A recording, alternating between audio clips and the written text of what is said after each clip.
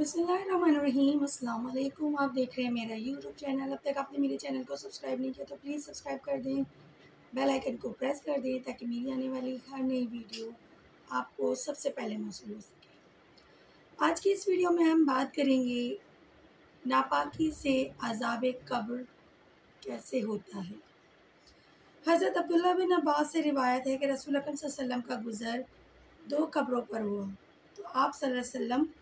نے فرمایا، جو 2 آدمی ان قبروں میں مدفون ہیں ان پر عذاب ہو رہا ہے، اور کسی ایسے گناہ کی وجہ سے یہ عذاب نہیں ہو رہا جس کا معاملہ بہت مشکل ہوتا، یعنی جس سے بچنا بہت دشوار ہوتا، بلکہ یہ دونوں اپنے ایسے گناہ کی پاداش میں عذاب دیے جا رہے ہیں جس سے بچنا کچھ مشکل نہ تھا۔ ان میں سے ایک کا گناہ تو یہ تھا کہ وہ پیشاب کی گندگی سے بچاؤ پاک رہنے کی کوشش اور فکر نہیں کرتا تھا، دوسرے کا گناہ یہ تھا کہ چغلیاں لگاتا پھرتا تھا۔ پھر رسول اکرم صلی اللہ علیہ وسلم نے کھجور کی ایک تر شاخ لی اور اس کو بیچ سے چیر کر 2 ٹکڑے کیے، پھر ایک قبر پر ایک ٹکڑا گاڑ دیا اور دوسرے پر دوسرا۔ صحابہ نے عرض کی، یا رسول اللہ، آپ نے کس مقصد سے کیا؟ آپ نے فرمایا، امید ہے جس وقت تک شاخ کے یہ ٹکڑے بالکل خشک نہ ہو جائیں ان دونوں کے عذاب میں تخفیف کر دی جائے گی۔ صحیح بخاری اور صحیح مسلم۔ عذاب قبر کی چیخ و پکار کو آس پاس کی دوسری سب مخلوق سنتی ہے، لیکن جن و انس عام طور پر نہیں سنتے۔ اللہ تعالیٰ کی یہ خاص مصلحت ہے کہ جب میت کو عذاب قبر مل رہا ہوتا ہے تو اس کی چیخ و پکار کی آوازیں ہر مخلوق کو سنائی دیتی ہیں، سوائے جن اور انس کے، یعنی انسان کو نہیں سنائی دیتی۔ اگر سنائی دیتی تو پھر انسان کا جینا اس دنیا میں 2 بار ہو چکا ہوتا، اور وہیں اس کی حکمت کی تفصیل بھی بیان کی جاتی رہتی ہے۔ نیز صحیح مسلم کی ایک حدیث نقل کی جا چکی ہے جس میں بعض قبروں کے عذاب پر رسول اکرم صلی اللہ علیہ وسلم کے مطلع ہونے کا ایک واقعہ بیان کیا گیا۔ بس یہ واقعہ جو اس حدیث میں بیان ہوا ہے یہ بھی اسی طرح کا ایک دوسرا واقعہ ہے۔ اللہ تعالیٰ انبیاء علیہ السلام کو عالم غیب کی بہت سی ایسی چیزوں کا مشاہدہ کراتا ہے اور بہت سی ایسی آوازیں سنواتا ہے جن کو عام انسانوں کی آنکھیں اس عالم میں نہیں دیکھتی اور ان کے کان نہیں سنتے۔ بہرحال یہ بھی اسی قبیل کی ایک چیز ہے۔ اس حدیث میں رسول پاک صلی اللہ علیہ وسلم نے ان دونوں صحابوں کے عذاب کا سبب ان کے 2 خاص گناہ کو بتلایا ہے۔ ایک کے متعلق بتلایا کہ وہ چغلی کرتا تھا، جو کہ ایک سنگین اخلاقی جرم ہے، اور قرآن مجید میں ایک جگہ اس کا ذکر ایک کافرانہ خصلت یا منافقانہ عادت کے طور پر کیا گیا ہے۔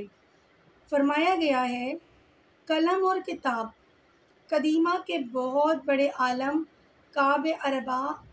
سے مروی ہے کہ تورات میں چغل خوری کو سب سے بڑا گناہ بتایا گیا ہے، یعنی چغل خوری کرنا صرف دین اسلام میں ہی نہیں بلکہ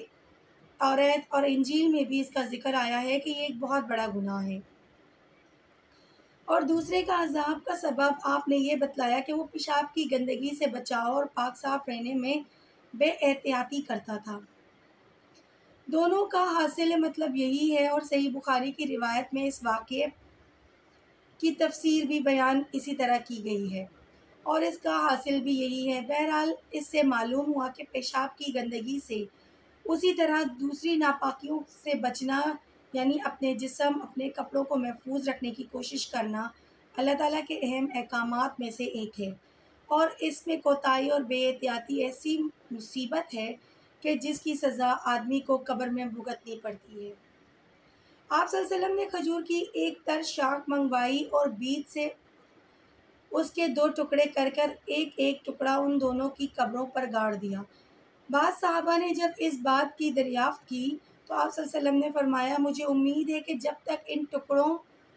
میں کچھ تری رہے گی اس وقت تک کے لیے ان کے عذاب میں تخفیف کی جاتی رہے گی۔ کسی درخت کی شاخ میں جب تک کچھ تری یا نمی رہتی ہے اس وقت تک وہ زندہ رہتی ہے اور اس وقت تک وہ اللہ کی تسبیح و حمد کرتی رہتی ہے۔ گویا قرآن مجید کی آیت کا مطلب ان حضرات کے نزدیک یہ ہے کہ ہر چیز اس وقت تک جب تک کہ اس میں کچھ زندگی ہو اللہ تعالیٰ کی حمد و ثنا تسبیح کرتی رہتی ہے،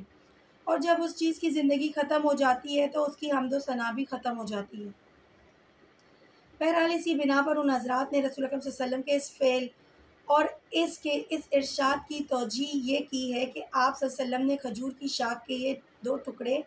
ان قبروں پر اس لیے گاڑے کہ ان کی تسبیح و حمد و ثنا کی برکت سے عذاب میں تخفیف ہو جائے، اور آپ صلی اللہ علیہ وسلم نے ان ٹکڑوں کے خشک ہونے تک تخفیف کی جو امید ظاہر فرمائی، اس کی بنیاد بس یہی ہے۔ لیکن اکثر شارحین نے اس توجیہ کو غلط قرار دیا ہے، اور ہمارے نزدیک بھی یہ توجیہ بالکل غلط بلکہ محمل ہے۔ ذرا غور کرنے سے ہر شخص سمجھ سکتا ہے کہ اگر آپ صلی اللہ علیہ وسلم نے یہ کام اس نقطۂ نظر سے کیا ہوتا تو کھجور کی شاخ چیر کر آپ صلی اللہ علیہ وسلم اس کے ٹکڑے قبروں پر نصب نہ کرتے، بلکہ وہ تو 2-4 دن میں خشک ہو جاتے ہیں۔ اس صورت میں آپ صلی اللہ علیہ وسلم ان قبروں پر کوئی پودا نصب کرا دیتے جو برسہ برس تک ہرا رہتا۔ دوسری واضح دلیل اس توجیہ کے غلط ہونے کی یہ ہے کہ اگر صحابہ کرام نے آپ صلی اللہ علیہ وسلم کا منشا اور نقطۂ نظر یہ سمجھا ہوتا تو وہ سب ایسا ہی کرتے اور ہر قبر پر شاخ نصب کرتے بلکہ درخت لگاتے۔ اس دور میں عام رواج ہوتا، حالانکہ ایسا نہیں ہوا۔ بہرحال حضور اکرم صلی اللہ علیہ وسلم کے اس عمل اور اس ارشاد کی یہ توجیہ بالکل غلط ہے، اور پھر اس توجیہ پر بزرگان دین کے مزارات پر ہار پھوٹ چڑھانے کی مشرکانہ رسم کا جو جواز نکالا ہے تو روح اسلام کے سخت خلاف ہے۔ پس صحیح توجیہ رسول اکرم صلی اللہ علیہ وسلم کے اس عمل اور ارشاد کی یہ ہے کہ آپ صلی اللہ علیہ وسلم نے ان مردوں کے لیے تخفیف عذاب کے لیے دعا فرمائی تو اللہ تعالیٰ کی طرف سے آپ صلی اللہ علیہ وسلم کو بتایا گیا کہ آپ صلی اللہ علیہ وسلم اس طرح ایک ہری شاخ کے 2 حصے کر کے ان قبروں پر ایک ایک گاڑ دیجیے، جب تک اس میں تری رہے گی اس وقت تک ان کے عذاب میں تخفیف کر دی جائے گی۔ صحیح مسلم کے آخر میں حضرت جابر رضی اللہ عنہ کی ایک طویل حدیث ہے، اس میں بھی 2 قبروں کے عذاب کا ذکر ہے، اور دوسرا واقعہ ہے کہ حضرت جابر رضی اللہ عنہ کا بیان ہے، رسول پاک صلی اللہ علیہ وسلم نے مجھے حکم دیا کہ جاؤ ان درختوں میں سے 2 شاخیں کاٹ کر فلاں جگہ ڈال آؤ۔ حضرت جابر فرماتے ہیں میں نے آپ صلی اللہ علیہ وسلم کے حکم کی تعمیل فرمائی، اور جب آپ صلی اللہ علیہ وسلم سے اس بات کی بابت دریافت کیا تو آپ صلی اللہ علیہ وسلم نے فرمایا وہاں 2 قبریں ہیں جن پر عذاب ہو رہا تھا۔ میں نے اللہ تعالیٰ سے تخفیف عذاب کی استدعا کی، اللہ تعالیٰ نے اتنی بات قبول فرمائی کہ جب تک یہ شاخیں تر رہیں گی ان کے عذاب میں تخفیف رہے گی۔ بہرحال حضرت جابر کی اس روایت سے یہ بات صراحتاً معلوم ہو گئی ہے کہ ہری شاخوں کو یا ان کی تری کو عذاب قبر کی تخفیف میں کوئی دخل نہیں تھا، بلکہ اللہ تعالیٰ کی طرف سے یہ بات فرمائی گئی تھی کہ آپ کی دعا کی وجہ سے ہم اتنی مدت کے لیے ان کے عذاب میں تخفیف کر دیں گے۔ بس اصل چیز تھی حضور اکرم صلی اللہ علیہ وآلہ وسلم کی دعا، اور اللہ تعالیٰ کی طرف سے اس کی بنا پر ایک محدود مدت تک کے لیے تخفیف کا فیصلہ۔ شارحین نے اس حدیث کی شرح میں اس پر گفتگو کی ہے۔ یہ 2 قبریں جن میں رسول اکرم صلی اللہ علیہ وسلم کی کھجور کی شاخوں کے ٹکڑے گاڑنے مسلمانوں کی تھیں یا غیر مسلموں کی، اور پھر ترجیح اس کو دی کہ یہ قبریں مسلمانوں کی تھیں۔ اس کا ایک واضح قرینہ خود اسی حدیث میں موجود ہے کہ آپ صلی اللہ علیہ وسلم نے عذاب کے سبب چغل خوری کی عادت اور پیشاب کے معاملے میں بے احتیاطی اور لاپرواہی بتلائی ہے۔ حالانکہ یہ قبریں کافروں کی ہوتی تو عذاب کا سبب بڑا ان کا کفر اور شرک بتلایا جاتا۔ چھوٹی چھوٹی باتیں جن کا احتیاط کرنے سے ہم بہت سے عذاب اور گناہوں سے بچ سکتے ہیں۔ پیشاب کرتے وقت اس کے چھینٹے اپنے جسم اور کپڑوں پہ پڑنے نہ دیں، اپنے جسم اور کپڑوں کو ان چھینٹوں سے محفوظ رکھنے کی کوشش کریں کیونکہ یہ ایک بہت بڑا عذاب ہے۔ اسی طرح میری پچھلی ویڈیوز میں بھی میں نے چغل خوری کے نقصانات بتائے ہیں۔ چغل خوری کرنا بہت بڑا گناہ ہے اور عذاب قبر میں اضافہ کرنے کا باعث بنتا ہے۔ اللہ تعالیٰ سے دعا ہے کہ اللہ تعالیٰ ہمیں ان تمام اعمال کے کرنے سے محفوظ رکھے، ہمیں وہ طور طریقے اپنانے کی توفیق عطا کرے جن کو رسول پاک صلی اللہ علیہ وسلم نے کرنے کا حکم دیا ہے۔ اپنی خاص دعاؤں میں مجھے بھی یاد رکھیے گا۔ اللہ حافظ۔